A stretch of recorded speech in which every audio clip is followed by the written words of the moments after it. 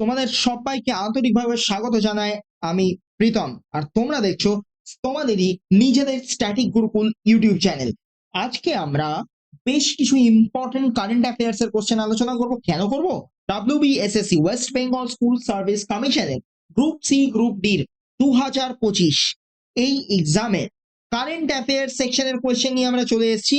আর common পেতে গেলে কিন্তু দেখতেই হবে, কমন তোমরা পাবেই। চলে এসো, ফার্স্ট কোশ্চেন কি বলছে? Indian news paper society INS এর প্রেসিডেন্ট হিসেবে কে নির্বাচিত হয়েছেন? চারটে অপশন আছে: অর্ণব গোস্বামী, রজত শর্মা, রাহুল যোশী, MV শ্রেয়াস কুমার। সঠিক উত্তরটা হচ্ছে MV শ্রেয়াস কুমার। INS হচ্ছে ভারতীয় সংবাদপত্র প্রকাশকদের একটা সংগঠন, মূল সংগঠন। 2024 সালে এর নতুন প্রেসিডেন্ট হয়েছেন MV শ্রেয়াস কুমার। ইনি মাতৃভূমি নিউজ চ্যানেলের ম্যানেজিং ডিরেক্টর। তো সেই আনসারটাও, সেই ডেসক্রিপশনটাও এখানে লিখে দেওয়া আছে, তোমরা পেয়ে যাবে। আর ক্লাসের PDF নোটস তোমরা পাবে টেলিগ্রাম চ্যানেল। আমাদের টেলিগ্রামে গিয়ে সোজা সার্চ করবে স্ট্যাটিক গুরুকুল, সার্চ করলেই তোমরা পেয়ে যাবে চ্যানেল, আর সেখানেই পাবে এই PDF নোটসটা। চলো চলে আসছি পরের প্রশ্ন, সেকেন্ড কোয়েশ্চেন। কি বলছে সেকেন্ড কোয়েশ্চেনে? বলছে সম্প্রতি কোথায় নতুন ন্যাশনাল ক্রিকেট একাডেমির উদ্বোধন করেছে BCCI? মানে BCCI নিয়ন্ত্রিত ক্রিকেট একাডেমির উদ্বোধন কোথায় হয়েছে? চারটে অপশন আছে আমাদের কাছে: পুনে, নিউ দিল্লি, জয়পুর, বেঙ্গালুরু। এর মধ্যে সঠিক উত্তরটি হলো বেঙ্গালুরু। বেঙ্গালুরুতে পুরো মডার্ন ফ্যাসিলিটিস দিয়ে তৈরি করা হয়েছে এই ক্রিকেট একাডেমি, যেখানে যে আপকামিং প্লেয়ার্স যারা নতুন উঠছে, তরুণ, সম্ভাবনাময়, প্রতিভাবান যে ক্রিকেটাররা রয়েছে আমাদের, পুরুষ মহিলা উভয় ক্ষেত্রে, তাদেরকে প্রশিক্ষণ দেওয়া হবে। এরপরের কোয়েশ্চেনে এই যে এখানে ডিটেলসও দেওয়া আছে। আর হ্যাঁ, BCCI এর হেডকোয়ার্টার কিন্তু কোথায়? মুম্বাই শহরে।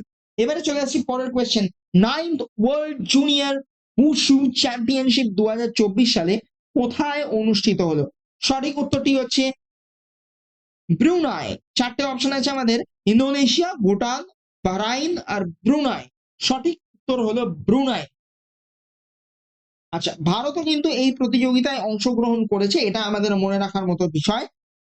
এবারে চলে আসছি আমরা পরের প্রশ্ন। বিশ্ব বন্য প্রাণী দিবস কবে পালন করা হয়? চারটে option: 4th October, 5th June, 6th July আর 4th মে। এই প্রশ্নের সঠিক উত্তরটি হলো 4ঠা অক্টোবর। 4ঠা অক্টোবর বিশ্ব বন্যপ্রাণী দিবস পালন করা হয়। ওয়ার্ল্ড লাইফ ডে 2024 সালে এটার থিম ছিল the world is their home too. মানে এই পৃথিবীটা প্রাণীদেরও একটা বাসস্থান। আর এই বছর মানে 2025 সালের থিম কি ছিল? সেভ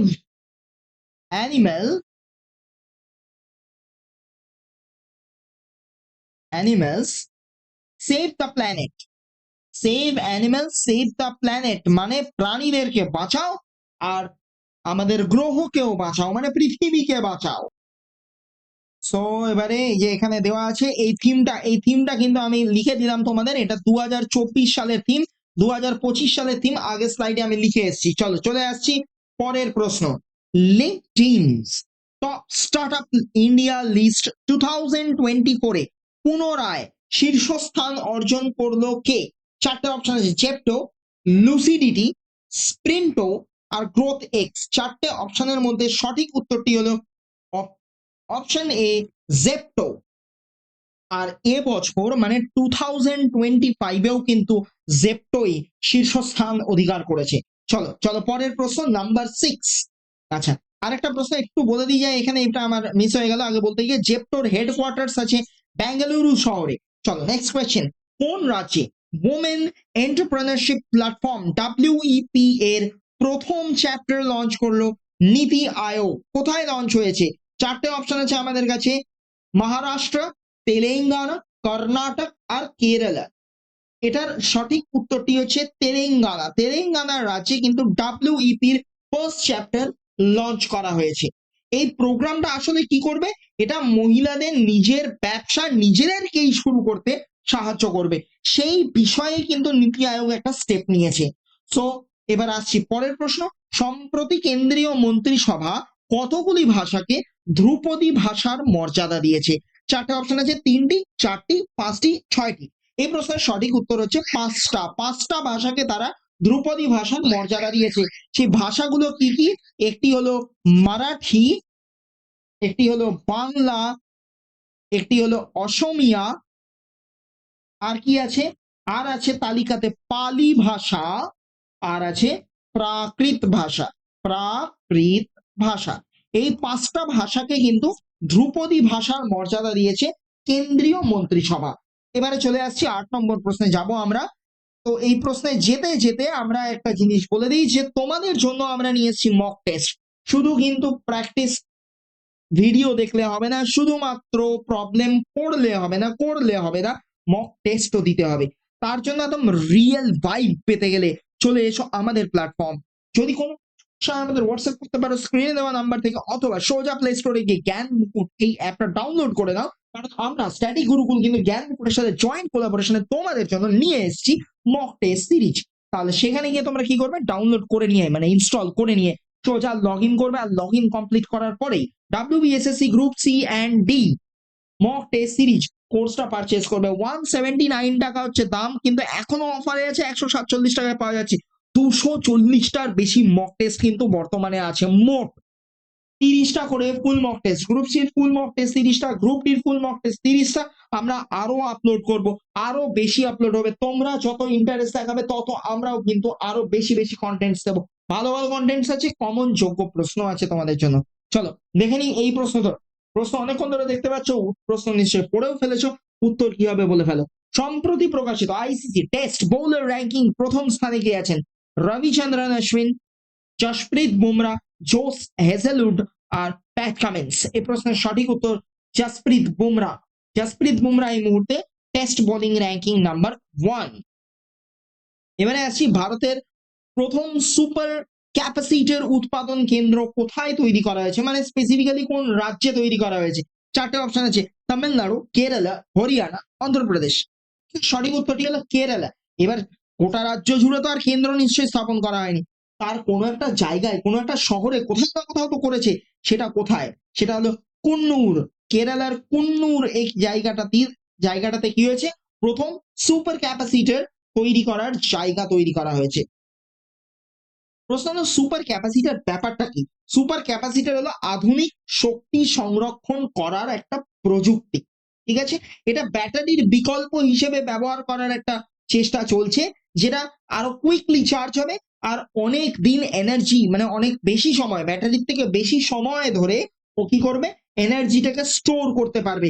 তাই এই এই যে প্রোডাকশনটা, এটা কিন্তু এখানে শুরু করা হয়েছে। চলো এখানেও দেওয়া আছে। এবার চলে আসছে 10th কোয়েশ্চেন, পরের প্রশ্ন। কি বলছে? 15th ইরানি কাপ শিরোপা জিতলো কোন রাজ্য? কোন রাজ্য? চারটে অপশন আছে আমাদের কাছে, কর্ণাটক, তামিলনাড়ু, মুম্বাই, হায়দ্রাবাদ। এই প্রশ্নের সঠিক উত্তরটি হলো মুম্বাই। মুম্বাই জিতলো ইরানি কাপ। এটা 15th ইরানি কাপ তারা কিন্তু জিতে নিয়েছে। আমরা কিন্তু জানি যে দেশীয় ক্রিকেটে মুম্বাইয়ের সাফল্য সব থেকে বেশি। সেই মুম্বাই নিজেদের শ্রেষ্ঠত্ব আবার ইরানি কাপে কিন্তু প্রতিষ্ঠা করে ফেললো। চলো চলে আসছি আমরা পরের কোয়েশ্চেন। 11 নম্বর প্রশ্ন কি বলছে? ওয়ার্ল্ড গ্রিন ইকোনমি ফোরাম উদ্বোধন করা হয়েছে কোথায়? চারটে অপশন আছে, দুবাই, মুম্বাই, লন্ডন, নাকি নিউ দিল্লি। এই প্রশ্নটির সঠিক উত্তর হলো দুবাই। দুবাইতে ওয়ার্ল্ড গ্রিন ইকোনমি ফোরাম এর উদ্বোধন করা হয়েছে। দুবাই কিন্তু ইউএই তে, মানে ইউনাইটেড আরব এমিরেটস এর অন্তর্ভুক্ত। এর এর আসল কারণটা কি? কেন এটা তৈরি করা হলো? পরিবেশ বান্ধব প্রযুক্তি ব্যবহার করা এবং গ্রিন ইকোনমি সেটাকে প্রচার করা, যেটাকে বাংলায় বলে সবুজ অর্থনীতি হয়, মানে যার মধ্যে কি আছে?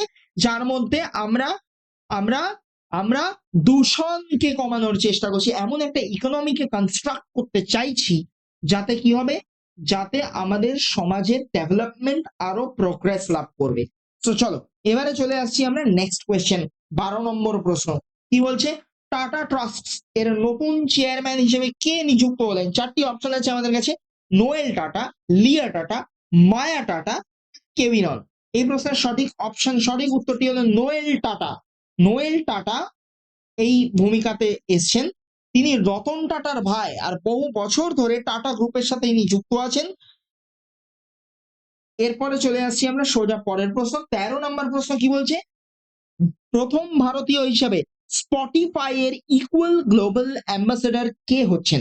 চারটে অপশন, নেহা কক্কর, শ্রেয়া ঘোষাল, সুনিধি চৌহান, নাকি আশা ভোসলে।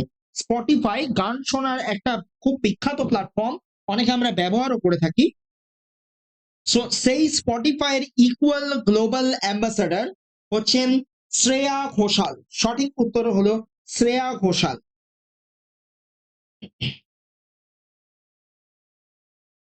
এটা ইকুয়াল গ্লোবাল অ্যাম্বাসেডর ব্যাপারটা কি, এই একটা এটা একটা এমন একটা পোস্ট যেটা কি করছে, সঙ্গীতে নারী পুরুষ উভয়ের সমতার বার্তা বহন করে, এটাই এর মূল কাজ। তো এবার আসছি আমরা পরের প্রশ্ন, problem number question number 14, 14 number বলছে, কোথায় Indian institute of skills IIS এর উদ্বোধন করলেন প্রধানমন্ত্রী নরেন্দ্র মোদী? চারটে অপশন আছে আমাদের সামনে, চেন্নাই, দিল্লি, মুম্বাই, বেঙ্গালুরু। এই প্রশ্নের সঠিক উত্তর মুম্বাই। মুম্বাইতে তিনি IIS Indian institute of skills এটাকে প্রতিষ্ঠা করলেন, এটার উদ্বোধন করলেন। এটা আমাদের স্কিল ইন্ডিয়া মিশনের অন্তর্ভুক্ত। স্কিল ইন্ডিয়া মিশন খুব গুরুত্বপূর্ণ একটা মিশন, স্কিল ইন্ডিয়া মিশনের অন্তর্ভুক্ত এই IIS। এখানে কি হবে, IIS এ যুব সমাজকে শিল্প প্রশিক্ষণের সুযোগ দেওয়া হবে এবং তার থেকে কিন্তু তৈরি হবে কর্মসংস্থান। তোমরা কিন্তু পাশাপাশি ম্যাথস, জিকে, প্রত্যেকটা টপিক, ইংলিশ, প্রত্যেকটা কিছুর কিন্তু ক্লাস পাবে। সেটার জন্য আমাদের চ্যানেলের সাথে যুক্ত থাকো, চ্যানেল সাবস্ক্রাইব করে নাও আর বন্ধুদের মধ্যে ছড়িয়ে দাও। চলো 38তম 38 ন্যাশনাল গেমস কোথায় অনুষ্ঠিত হবে? চারটে অপশন আছে আমাদের সাথে, গুজরাট, রাজস্থান, আসাম, উত্তরাখণ্ড। চারটের মধ্যে সঠিক উত্তরটি হলো উত্তরাখণ্ড। উত্তরাখণ্ডে হবে কিন্তু 38 ন্যাশনাল গেমস। সো খুব ভালো কিছু প্রশ্ন তোমাদের সামনে আমরা নিয়ে এসেছিলাম। তো আমাদের চ্যানেলের সাথে থাকো আর শেষ অবধি আমাদের সঙ্গে চলো। আর মক টেস্টের জন্য সোজা চলে এসো আমাদের জ্ঞান মুকুট অ্যাপে।